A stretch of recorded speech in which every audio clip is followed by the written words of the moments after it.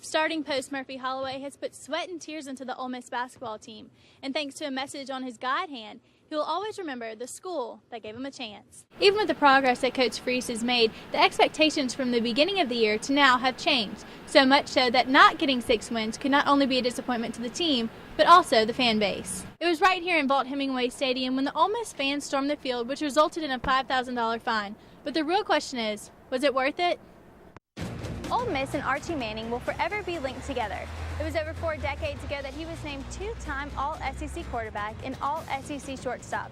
The legendary Bear Bryant once said he was the best college quarterback he'd ever seen play. Archie's legacy is still honored to this day with the speed limit around campus, 18 miles per hour, which is a tribute to his old jersey number with the Rebels. Many people may think that all football players do is eat, sleep, and breathe football, and although that may be true, one Ole Miss football player has a hidden talent that most people don't know about. Ole Miss linebacker Keith Lewis has a musical soul underneath all of his football pads. He's been playing the saxophone and singing since he was in the 5th grade, and unless you were close friends of his, you probably wouldn't even know.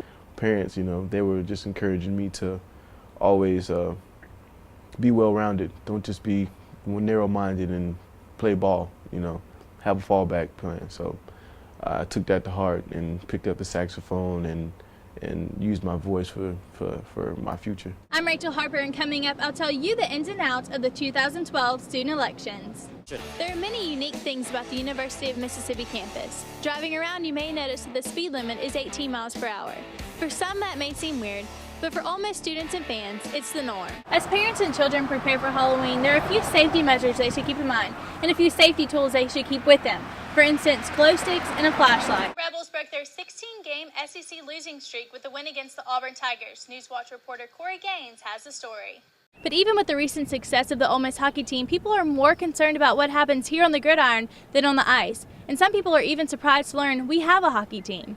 Social media sites like Facebook and Twitter have made it easier for students to voice their opinions, especially when it concerns their state. And trust me, they have an opinion. Even with the new rules and regulation changes, social media sites such as Facebook and Twitter have remained free reign for all candidates. Coming up, I'll tell you some of the dangers and consequences of storming the field after a big win. Halloween may be tomorrow, and there may be a lot of excitement, but there are a few safety measures you should keep in mind. Stay tuned, and I'll give you more.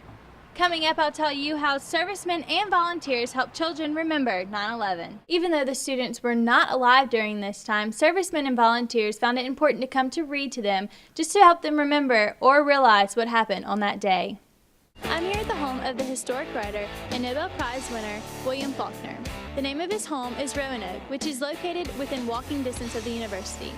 While it's beautiful on the outside, the true beauty lies within. I'm Rachel Harper, and coming up, I'll tell you how students have affected the national news just by voicing their opinion on social media sites.